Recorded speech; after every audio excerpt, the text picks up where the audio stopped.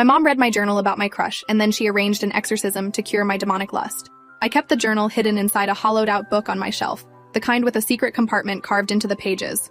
I'd been writing in it for 6 months, mostly about Jasmine, the girl who sat 2 rows ahead of me in AP Literature and wore her hair in 2 long braids that reached her waist.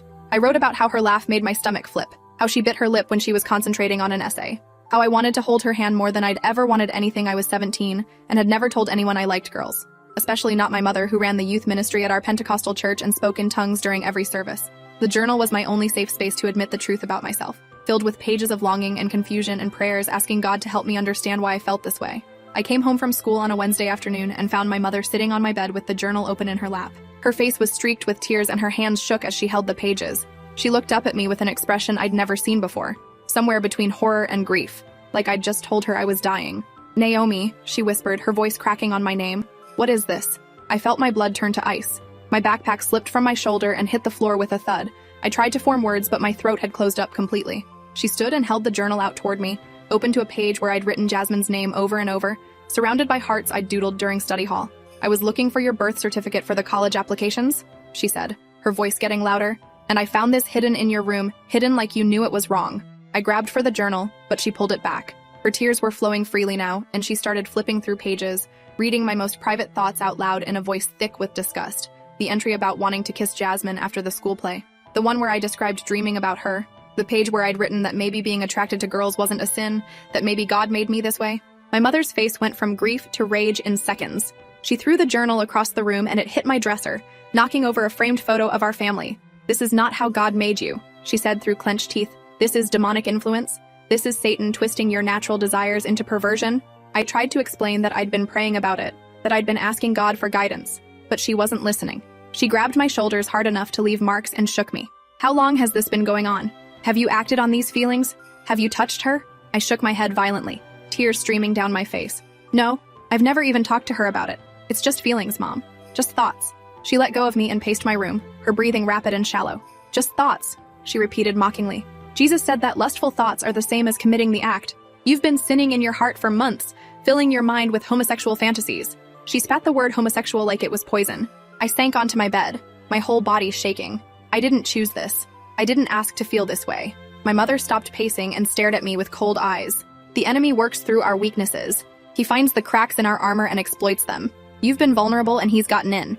She pulled her phone from her pocket and started typing frantically. I asked who she was texting, but she ignored me. Within minutes, my father came home early from work, his tie loosened and his face flushed. My mother must have sent him alarming messages because he looked panicked when he walked into my room. She handed him the journal without a word, and he read a few pages, his expression darkening with each line. "This can't be real," he said finally, looking at me like I was a stranger. "Our daughter isn't gay. She's just confused." My mother shook her head. "It's more than confusion. It's spiritual warfare. We need to act immediately before this takes deeper root." She'd already called Pastor Vincent, the head of our church, and he was on his way to our house. Pastor Vincent arrived 30 minutes later with his wife Eleanor and 2 other church elders I recognized from Sunday services. They gathered in our living room while I sat on the couch, feeling like I was on trial. My journal sat on the coffee table between us, evidence of my corruption. Pastor Vincent was a large man with a booming voice who'd always seemed kind during his sermons. But now he looked at me with something close to revulsion. He asked me to confirm that I'd written everything in the journal, and I nodded, unable to speak. "And you understand these are sinful desires," he stated, not asked. "Desires that go against God's natural order and the clear teaching of Scripture." I wanted to argue to point out that Jesus never actually said anything about homosexuality, but the words died in my throat. Eleanor leaned forward, her expression softer than the others. "Have you been exposed to any media promoting this lifestyle? Television shows, books, internet content?" I thought about the few LGBTQ novels I'd checked out from the school library and read in secret. "Just some books," I admitted quietly. My mother made a sound of distress. "What books? Show me." I led them all to my room where they proceeded to go through my bookshelf, pulling out anything they deemed suspicious. They found 3 novels with gay characters and added them to a pile on my desk. They went through my laptop next, checking my browser history. Despite my protests, I'd been careful to use incognito mode. But they found my YouTube subscriptions, which included a few LGBTQ content creators who talked about their experiences. Pastor Vincent watched some of the videos with disgust clear on his face. "This is how the enemy works," he announced to the room. "He uses media to normalize perversion, to make our children think these sinful desires are acceptable." He turned to my parents. "Your daughter has been under a sustained spiritual attack. The demonic influence is clear. We need to perform a deliverance." I'd seen deliverances before at church. Violent affairs where people screamed and thrashed while the pastors prayed over them. casting out demons they claimed were possessing the person. The thought of that happening to me made my stomach turn. "Please," I begged, looking at my father. "Dad, please don't do this." But he wouldn't meet my eyes. My mother was already clearing furniture in the living room, pushing our couch against the wall to create space in the center. Pastor Vincent directed the two elders to stand on either side of me. They each took one of my arms and guided me to stand in the cleared space. I tried to pull away, but their grips tightened. "The more you resist, the more it proves the demon's hold," Pastor Vincent said calmly. Eleanor brought oil from her purse and handed it to the pastor. He opened the bottle, and the smell of frankincense filled the room. "We're going to pray over you and command the spirit of homosexuality to leave your body," he explained. "You need to submit completely to the process and not fight against the deliverance God wants to bring." He placed his oiled hand on my forehead and began praying in tongues, the rapid-fire syllables that always sounded like nonsense to me. My mother joined in, her voice high and shrill. The two elders holding my arms started praying too, their hands gripping tighter as they shouted about binding demons and breaking chains. The oil ran down my face and into my eyes, making them burn. I tried to wipe it away but couldn't move my arms. Pastor Vincent's voice grew louder, commanding the demon of lust to manifest and be expelled. "Come out of her! I command you in Jesus' name." I stood there crying, my whole body trembling, while they shouted prayers and commands around me. This went on for what felt like hours but was probably only 30 minutes. They kept expecting some dramatic reaction, some sign that a demon was leaving my body, but I just cried and begged them to stop. Finally, Pastor Vincent stepped back, breathing hard. "The demon is stubborn. We need a more intensive approach." He pulled out his phone and made a call, speaking in low tones I couldn't quite hear. When he hung up, he turned to my parents with a serious expression. "There's a ministry that specializes in cases like this. They have a residential program specifically designed to help young people overcome homosexual attraction through intensive spiritual counseling and deliverance." My mother's eyes lit up with desperate hope. "Where is it? How soon can she go?" Pastor Vincent pulled up information on his phone. "It's called Restoration Harbor. They're in Montana. They can take her as soon as this weekend if we can get the paperwork done." My father hesitated. "Montana? That's across the country. What about school? She's in her senior year." Pastor Vincent fixed him with a stern look. "What's more important, her education or her eternal soul? If we don't address this now, if we let her graduate and go off to college with these perverted desires, she'll fall into a lifestyle of sin and destruction." He showed them the website on his phone, images of smiling teenagers in a rustic mountain setting, testimonials from parents thanking the program for saving their children. My mother was already nodding, wiping her tears. "We'll do whatever it takes. Money isn't an issue." I felt panic rising in my chest. No, I'm not going to some conversion camp. That's not legal. You can't make me." Pastor Vincent's expression hardened. "You're a minor. Your parents have the legal right to send you wherever they deem necessary for your well-being. And make no mistake, this is about your well-being, both spiritual and physical. Homosexuality leads to disease, depression, and ultimately, hell." I looked at my father, pleading with my eyes. "Dad, please, don't send me away. I'll go to counseling here. I'll do whatever you want, just don't send me to Montana." For a moment, I thought I saw doubt flicker across his face, but my mother grabbed his hand and squeezed. "We have to do this," she said firmly. "We can't let our daughter be destroyed by this." That night, I lay in my bed listening to my parents talk to Pastor Vincent in the living room below. They were filling out intake forms for Restoration Harbor, discussing flight arrangements and how to handle withdrawing me from school. I felt like I was drowning, like the walls were closing in and there was no way out. I grabbed my phone from my nightstand and texted the only person I could think of who might help my older cousin Leah, who'd left our church 3 years ago after getting pregnant before marriage. My family still maintained some contact with her. Though my mother always spoke about her with disappointment, I typed quickly, "Mom found my journal. They're trying to send me to conversion therapy in Montana. Please help." I watched the screen, praying she'd see it quickly. 3 dots appeared, then disappeared, then appeared again. Finally, her response came through. "I'm calling you now. Answer quietly." My phone vibrated with her call, and I pressed it to my ear, keeping my voice barely above a whisper. "Leah? Naomi, listen carefully. Do not get on that plane. Those places are dangerous. Kids have died at programs like that." Her voice was urgent and frightened. "Can you get to my apartment? I'm 4 hours away, but I can come get you." I explained that my parents weren't letting me out of their sight, that they'd probably lock my door tonight to make sure I didn't run. Leah was quiet for a moment, thinking, "Okay, here's what we're going to do. Tomorrow at school, tell your guidance counselor everything. Tell them about the exorcism, about the program in Montana, all of it. They're mandated reporters. They have to intervene if a student is being abused." I'd never thought of what happened tonight as abuse, but hearing Leah say it out loud made something click. Will they really help? My parents will just say it's their religious right. Leah's voice was firm. Religious freedom doesn't cover sending kids to programs where they're psychologically tortured. Trust me on this. Talk to your counselor first thing tomorrow. And Naomi, I love you exactly as you are. There's nothing wrong with you. I started crying again, but this time from relief that someone understood. We hung up and I hid my phone under my pillow in case my parents tried to take it. Around midnight, I heard footsteps outside my door, and then the click of a lock. They'd actually locked me in, trapping me in my own room like a prisoner. The next morning, my mother unlocked my door and stood in the doorway watching as I got dressed for school. She'd taken all my books with gay characters and thrown them away, along with my journal. "You'll get your things back when you demonstrate you're healed," she said coldly. The warmth that usually filled her voice when she spoke to me was completely gone. I nodded and grabbed my backpack, afraid to speak in case she changed her mind about letting me go to school. The car ride was silent.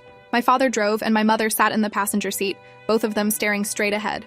When we pulled up to the school, my mother turned around to face me. "Come straight home after your last class. We're going to the church tonight to meet with Pastor Vincent again before your flight on Friday." Friday. That gave me one day. I had today and tomorrow to figure out how to stop this. I nodded and got out of the car, watching them drive away before I ran toward the main building. The guidance office opened at 7 and it was only 6:45, so I waited in the hallway, my heart pounding so hard I could hear it in my ears. Mrs. Adelaide Thornton, my guidance counselor, arrived at 7:02 carrying a coffee and looking surprised to see me waiting outside her door. "Naomi, is everything okay?" I shook my head and felt tears starting again. "Can I talk to you privately? It's urgent." She unlocked her office quickly and ushered me inside, closing the door behind us. The office was small but comfortable, with plants on the windowsill and motivational posters on the walls. She sat behind her desk and gestured for me to take the chair across from her. "What's going on?" I took a deep breath and started from the beginning, finding my mother with my journal. The exorcism attempt last night, the program in Montana that they wanted to send me to on Friday. Mrs. Thornton's expression grew more horrified with each detail I shared. She took notes on a yellow legal pad, occasionally asking clarifying questions. When I finished, she set down her pen and looked at me with concern. "Naomi, what happened to you last night constitutes abuse, and the program they want to send you to sounds like conversion therapy, which has been condemned by every major medical and psychological organization as harmful." I felt a wave of relief that someone with authority was validating my fears. "Can you stop them?" My cousin said guidance counselors are mandated reporters. Mrs. Thornton nodded. "I am, and I'm going to make a report to Child Protective Services right now. But I need you to understand that the process takes time. CPS will investigate, but they may not be able to prevent your parents from taking you to Montana if they do it before the investigation concludes." The hope I'd been feeling crumbled. "So, I might still have to go?" She hesitated. "I'm going to do everything I can to prevent that. Let me make some calls." She picked up her phone and dialed a number, explaining the situation to whoever answered. I sat there feeling numb, listening to her use words like urgent and immediate intervention. After several calls, she turned back to me with a plan. "I've contacted CPS and they're sending someone here today to interview you. I've also reached out to an organization called Rainbow Youth Alliance that helps LGBTQ teens in crisis. They have legal resources and emergency housing if needed." She pulled up their website and wrote down a phone number for me. "Keep this with you at all times. If your parents try to take you to the airport before CPS intervenes, call this number immediately." The CPS caseworker arrived during second period. Mrs. Thornton excused me from class, and I met with a woman named Gabriela Reyes in a private conference room. She was younger than I expected, maybe early 30s, with kind eyes and a no-nonsense demeanor. She asked me to go through everything again in detail. Recording our conversation on her phone with my permission, I showed her the bruises on my arms where the church elders had gripped me during the exorcism, and she took photos from multiple angles. "I'm going to be honest with you," Gabriela said when we finished. "Cases involving religious practices are complicated legally. Your parents will argue this falls under their First Amendment rights. But the physical restraint and the psychological harm of conversion therapy give us grounds to intervene." She explained that she'd be visiting my home that afternoon to interview my parents and assess the situation. "In the meantime, you should go to your classes and try to act normal. Don't give them any reason to think you've reported them." I went to my remaining classes in a daze, barely hearing anything my teachers said. Jasmine tried to catch my eye during AP Lit, but I couldn't look at her, knowing my feelings for her had triggered this nightmare. After school, I followed Gabriela's advice and went straight home. My mother was waiting in the kitchen with a forced smile. "How was school?" she asked, her voice artificially cheerful. "Fine," I mumbled, heading toward my room. She stopped me with a hand on my arm. "The youth group is having a prayer meeting tonight. I think it would be good for you to attend." I knew what that meant. Another session of people praying over me, trying to cast out demons that didn't exist. But I nodded and went to my room to wait. Around 5, the doorbell rang. I heard my mother answer, and then Gabriela's voice identifying herself as being from Child Protective Services. There was a long pause before my mother let her in. I crept to the top of the stairs to listen. Gabriela explained she was following up on a report of abuse and needed to speak with my parents and inspect the home. My mother's voice went cold. "This is religious persecution. We've done nothing wrong. We're trying to help our daughter overcome sin." Gabriela remained calm. "I understand this involves your religious beliefs, but I need to ensure Naomi's safety. Can you tell me about the events of last night?" My father had come home by then, and he tried to explain their perspective, talking about demonic influence and spiritual warfare. Gabriela listened patiently, and then asked to speak with me alone. They called me downstairs, and my mother's eyes burned with anger as I passed her to join Gabriella in the living room. We sat on the couch while my parents went into the kitchen, though I could feel them listening from the other room. "Are you okay?" Gabriella asked quietly. I nodded, though I wasn't really. She asked me to describe my current living situation, whether I felt safe, whether my parents had made any threats. I told her about being locked in my room last night and showed her the bruises that had darkened overnight. She made notes and then called my parents back in. "I'm going to be direct," she told them. "What you did last night constitutes unlawful restraint, and the program you're planning to send Naomi to has been linked to severe psychological harm and even deaths of participants. I strongly advise against taking her there." My mother's face flushed red. "You have no right to tell us how to raise our daughter. This is about her immortal soul." Gabriella pulled out official-looking paperwork from her bag. "I'm issuing a safety plan that requires you not to physically restrain Naomi or subject her to any more exorcism-type interventions. If you violate this plan, I will petition for emergency removal." My father spoke up. "And if we still want to take her to the program in Montana? That's our legal right as her parents." Gabriella's expression hardened. "If you attempt to remove her from the state before my investigation concludes, I will file for an emergency custody order. And I should warn you that Montana has been investigating Restoration Harbor for multiple abuse allegations. The facility may not even be operational by the time you try to get there." I watched my mother's face cycle through shock, anger, and fear. My father looked defeated. Gabriella stood to leave, handing my parents her card. "I'll be conducting follow-up visits. In the meantime, I'm recommending family therapy with a counselor who specializes in LGBTQ youth." After she left, my parents sat in silence for a long moment. Then my mother turned to me with cold fury. "You called CPS on us. You betrayed your own family." I wanted to defend myself, but the words wouldn't come. My father held up his hand. "What's done is done. We need to figure out our next steps." That night, they held a family meeting at the kitchen table. My younger sister Kira, who was 14, sat next to me looking confused. She hadn't been told about any of this. My mother explained in vague terms that I was struggling with temptation, and that the family needed to support me through prayer and accountability. Kira looked at me with questions in her eyes, but didn't ask them. My father laid out new rules. I wasn't allowed to use my laptop unsupervised. My phone would be collected each night and returned in the morning. I couldn't go anywhere except school and church without one of them accompanying me. I was essentially under house arrest. Over the next week, Gabriella visited twice more. Each time, my parents put on a show of being cooperative, talking about finding a local Christian counselor and respecting the safety plan. But the moment she left, the coldness returned. My mother barely spoke to me except to give instructions. My father avoided eye contact. Kira tried to talk to me once, asking what I'd done to make Mom and Dad so upset, but I couldn't tell her. One afternoon after school, Mrs. Thornton called me to her office. She had someone with her, a woman in her 40s, who introduced herself as Joyce Fletcher from Rainbow Youth Alliance. Joyce explained that they'd been following my case through Mrs. Thornton and wanted to offer support. "We have legal resources if your parents continue pushing for conversion therapy," Joyce said, "and we have emergency housing if you need a safe place." The thought of leaving my home was terrifying, but so was staying. I thanked her and took the information packet she offered. That night at youth group, Pastor Vincent led a discussion about sexual purity and God's design for relationships. He never mentioned me by name, but everyone knew who he was talking about. I felt 20 pairs of eyes on me as he talked about how the culture was trying to normalize perversion and lead young people astray. After the service, several youth group members avoided me, but one girl, Bethany, pulled me aside in the parking lot. "I just want you to know that not everyone here agrees with what they're doing to you," she whispered quickly, glancing around to make sure no one heard. "My brother is gay, and my family kicked him out. I watched what it did to him. If you need help, here's my number." She pressed a piece of paper into my hand before her mother called her name. I put it in my pocket, feeling a tiny bit less alone. The following week, my parents announced they'd found a Christian counselor named Dr. Marcus Hayes, who specialized in helping people overcome same-sex attraction. I didn't want to go, but didn't have a choice. Dr. Hayes' office was in a converted house with biblical artwork on the walls and a cross above his desk. He was maybe 50 with graying hair and a gentle voice that immediately put me on edge. The first session was just him and me. He asked about my childhood, my relationship with my parents. When I first noticed attraction to girls, I answered carefully, aware that anything I said would be reported back to my parents. Many people experience same-sex attraction as a result of early trauma or unhealthy family dynamics, he explained. By identifying and healing these root causes, we can redirect your attractions toward their natural, God-given purpose. I wanted to argue that I hadn't experienced trauma, that my family was fine until they found my journal, but I bit my tongue. The sessions continued twice a week. Dr. Hayes used a mix of prayer, cognitive exercises to replace wrong thinking patterns, and assignments where I had to document any attractions to girls and immediately counter them with scripture memorization. It was exhausting and made me feel dirty every time I noticed a girl was pretty. Meanwhile, at school, word had somehow gotten out that I was gay. I suspected someone from youth group had talked, maybe without realizing how quickly rumors spread. I went from being mostly invisible to being actively avoided. Girls who used to sit with me at lunch found other tables. Someone wrote a slur on my locker in permanent marker. The few friends I had distanced themselves, afraid of being associated with me. Jasmine, who I'd never spoken to despite months of writing about her, looked at me with pity once in the hallway.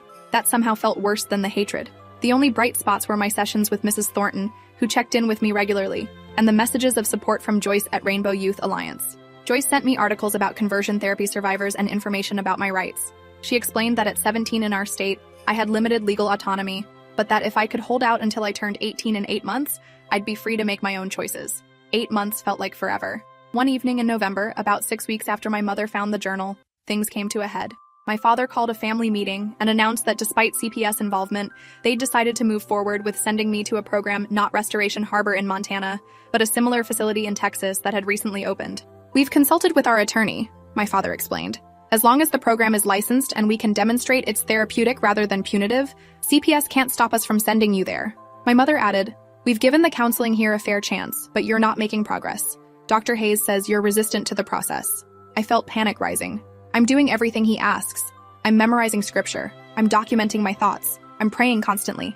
My mother's expression was hard, "But you're not changing. You haven't renounced these feelings. You haven't committed to pursuing a normal, godly life." She pulled out papers from a folder and slid them across the table. "The program starts December 5th. That gives you 3 weeks to get your affairs in order." I grabbed my phone from my pocket, thinking of the numbers I'd saved Rainbow Youth Alliance. Gabriella from CPS. Cousin Leah. My father reached across the table and took my phone. "We've decided you don't need this anymore. It's only causing problems." That night, I waited until my parents went to bed and then crept downstairs to the kitchen phone. I dialed Gabriella's number from memory, praying she'd answer at 11 at night. She picked up on the third ring, her voice groggy. "This is Gabriella Reyes." "It's Naomi," I whispered. "They're sending me to Texas in 3 weeks to a conversion therapy program. They have an attorney and they say you can't stop them." I heard rustling as she woke up fully. "Stay calm, I'm going to file an emergency petition first thing tomorrow morning. Can you get to school safely?"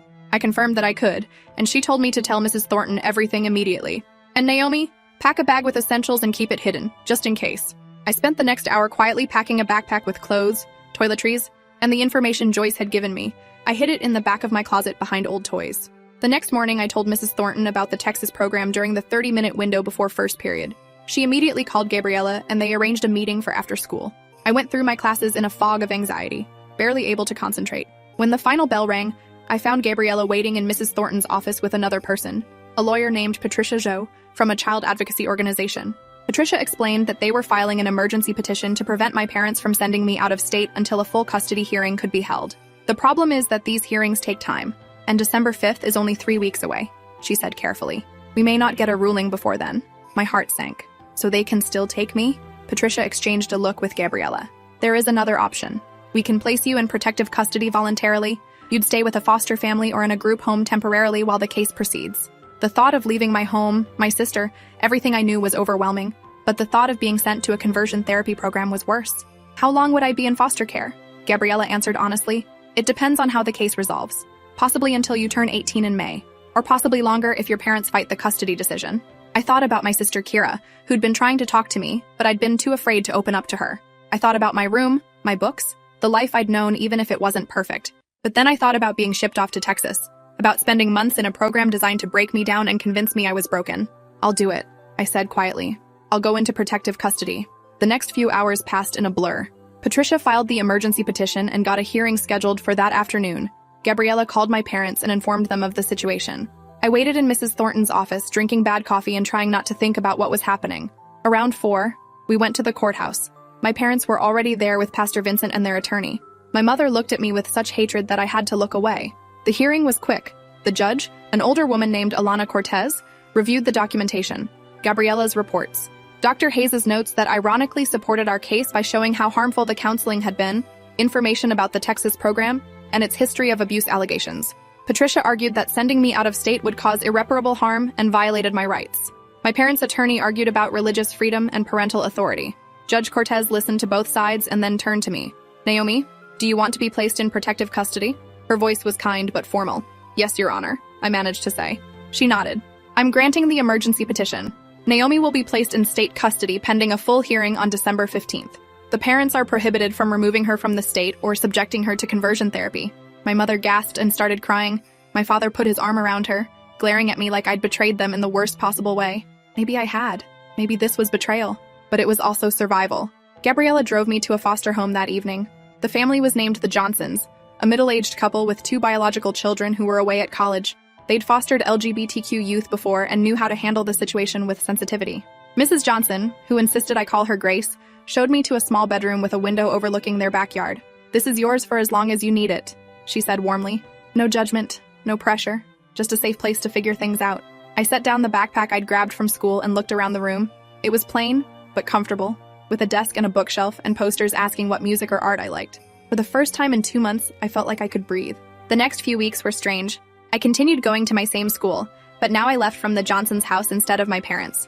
I saw Kira in the hallways sometimes, and she'd look at me with confusion and hurt, not understanding why I'd left. I wanted to explain, but didn't know how. My parents sent messages through their attorney demanding I return home, promising they'd drop the Texas plan if I came back. But Patricia advised me not to trust those promises, and I didn't. The court case moved forward with depositions and evidence gathering. Dr. Hayes' treatment notes became crucial evidence, showing how the therapy had been traumatizing rather than helpful.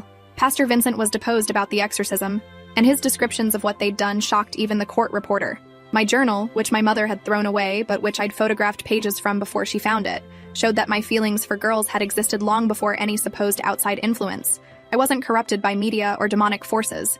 I was just gay, and I'd been terrified to admit it even to myself. The full custody hearing happened on December 15th as scheduled.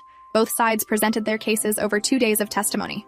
My parents' attorney brought in experts who claimed homosexuality could be changed through faith and counseling.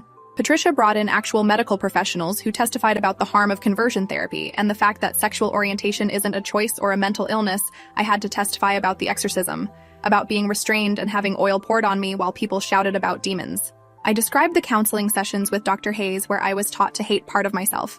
I talked about the isolation at school and at church, how I'd gone from having a community to being completely alone. My mother testified too, crying as she explained how she'd just been trying to save my soul, how she couldn't bear the thought of losing me to sin. My father talked about his duty as a parent to guide me toward righteousness. Pastor Vincent spoke about spiritual warfare and the obligation of Christian parents. By the end of the second day, I was exhausted and emotionally drained. Judge Cortez said she'd issue a ruling within a week. I went back to the Johnsons' house and slept for 14 hours. When I woke up, Grace had made pancakes and sat with me at the kitchen table. "However this turns out," she said gently, "you're going to be okay. You're strong and brave, and there's a whole community of people ready to support you." The ruling came 5 days later. Judge Cortez had written a detailed decision explaining her reasoning.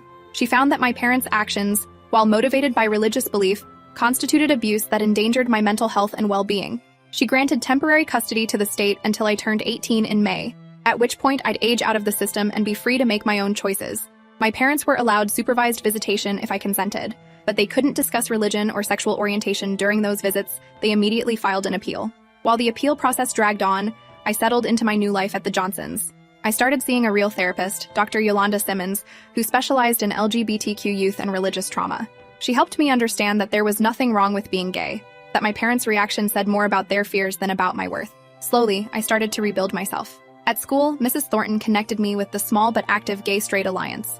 I attended my first meeting nervously, expecting judgment or awkwardness, but instead found acceptance. There were 5 other students, including Bethany from youth group, who'd given me her number. We met weekly to plan events and support each other. It was the first time I'd been around other LGBTQ people my age, and it was both exciting and terrifying. One afternoon in February, Jasmine approached me after AP Lit. "Hey," she said, tucking a strand of hair behind her ear. "I heard you joined GSA. That's cool." My heart started racing like it had every time I'd written about her in my journal. "Yeah, it's been good." We stood there in awkward silence for a moment before she smiled. "Would you maybe want to get coffee sometime? Like, as friends?" I nodded, not trusting my voice. We exchanged numbers and went our separate ways, but I couldn't stop smiling for the rest of the day. The coffee meetup turned into regular hangouts. Jasmine told me she was bisexual and had been out since freshman year, that she'd noticed me noticing her in AP Lit and thought I might be queer too. I wanted to say something, she admitted over our 3rd coffee date, but you seemed so scared. I didn't want to out you or make things worse. I told her about the journal, about everything that had happened. She listened without judgment and then reached across the table to squeeze my hand. "You're really brave," she said. And by March, the Johnsons had become more than just foster parents. They'd become family. Grace taught me to cook vegetarian meals, and we'd spend evenings trying new recipes. Her husband, David, helped me research colleges and fill out applications, including one to a small liberal arts school 3 hours away. With a strong LGBTQ support system, I got accepted in April with a partial scholarship. My 18th birthday came on May 10th. The Johnsons threw me a small party with the GSA members. Mrs. Thornton, Gabriella, and Patricia in attendance. Jasmine gave me a journal with rainbow patterns on the cover. "For better memories," she said. I legally aged out of foster care that day, which meant I was free from my parents' custody. The appeal they'd filed was still pending, but it no longer mattered. I was an adult who could make my own choices. A week later, Kira reached out through social media. She asked if we could meet, said she had questions about everything that happened. We met at a neutral coffee shop with Grace waiting nearby in case I needed support. Kira looked older than I remembered, more mature. "Mom and Dad won't talk about you," she said quietly. "They act like you died or something, but I need to understand what happened." I explained everything as gently as I could. The journal, the exorcism, the conversion therapy plan. I told her I was gay and that wasn't going to change, that I'd had to leave to protect myself. Kira listened with tears streaming down her face. "I don't understand why they couldn't just love you anyway," she said. "You're still my sister. Nothing changed about who you are." We cried together and made plans to stay in touch. She couldn't defy our parents openly while still living with them, but we'd find ways to maintain our relationship. Graduation came in June. My parents didn't attend, though I'd sent them an invitation through Patricia. But the Johnsons were there, along with Mrs. Thornton, Gabriella, Joyce from Rainbow Youth Alliance, and Jasmine. As I walked across the stage to receive my diploma, I heard them cheering loudly. Pastor Vincent was in the audience with several youth group members, supporting other graduating seniors from church. He deliberately looked away when my name was called, but Bethany caught my eye from her seat and gave me a thumbs up. That summer before college, I worked at a bookstore and saved money for my dorm room. Jasmine and I made our relationship official, though we both knew we'd have to navigate long distance when she went to a different school in the fall. The Johnsons let me stay with them rent-free, treating me like one of their own children. In August, I helped Kira move into college herself. Our parents had dropped her off and left immediately, uncomfortable being in the same place where I might appear. Kira and I spent the day setting up her dorm and talking about our futures. She'd been accepted to a school with a strong sociology program and wanted to work with at-risk youth. "Because of what happened to you," she explained, "I want to help kids who are being rejected by their families for being themselves." Before I left, she hugged me tight and whispered, "I'm proud of you, and I love you no matter what." Those words meant more than I could express. When I started college in September, I joined the campus LGBTQ organization. Immediately, I declared a psychology major. Thinking about Dr. Simmons and how much her support had meant to me, wanting to provide that for others someday, I made friends who'd never known me as the girl who'd been exorcised, who only knew me as Naomi, who liked poetry and cute girls and terrible horror movies. Jasmine visited twice that first semester, and we made it work despite the distance. The Johnsons called weekly to check in, and Grace sent care packages with homemade cookies. One November afternoon, I got an unexpected email. It was from my mother, the first direct contact we'd had in over a year. She wrote that she'd been in therapy, that her therapist had helped her understand how much damage she'd caused by trying to fix something that wasn't broken. She didn't apologize exactly, but she acknowledged that she'd been wrong to handle things the way she did. She asked if we could talk sometime, maybe over coffee. With no pressure or expectations, I showed the email to Dr. Simmons during my next therapy session. "What do you want to do?" she asked. I thought about it for a long time. Part of me wanted to ignore the email, to keep the door closed and move forward without looking back. But another part of me remembered the mother who'd braided my hair and sung to me at bedtime, before she found the journal and everything changed. "I think I want to meet her," I said finally. "But on my terms, in public, with someone there for support." Dr. Simmons nodded. "That's very mature and very brave." I wrote back agreeing to meet in December during winter break. We arranged to meet at a coffee shop near campus with Grace Johnson coming as my support person. The meeting was awkward and painful. My mother cried a lot and talked about her own religious trauma, about growing up in a church that taught her to fear anything outside rigid gender and sexuality norms. She admitted she'd been terrified when she found my journal, because it meant confronting everything she'd been taught. She said she was learning, slowly, to separate her faith from the harmful teachings she'd absorbed. "I can't undo what I did," she said, her voice breaking. "I can't take back the exorcism or the therapy or trying to send you away, but I want you to know I'm trying to understand, I'm trying to be better." I listened without offering easy forgiveness. The hurt was still too raw, the damage too extensive, but I agreed to keep the lines of communication open, to exchange emails and maybe meet again in a few months. It wasn't reconciliation, but it was a start. My father never reached out. Pastor Vincent eventually left our church after more families came forward with stories of harmful practices. The church leadership tried to distance themselves from his methods, claiming they'd been unaware of how extreme things had gotten. On my 19th birthday, surrounded by friends from college and holding hands with Jasmine, I thought about the girl who'd hidden her journal in a hollowed-out book, terrified someone would discover the truth about who she was. That girl had been through hell, had been restrained and exorcised, and nearly shipped off to a place designed to break her. But she'd survived, she'd fought back. She'd found people who loved her exactly as she was. And now, standing in my own life with my own choices, I was finally free. And if you enjoyed this, you'll definitely want to see the next ones too. So subscribe now and let me know your take in the comments.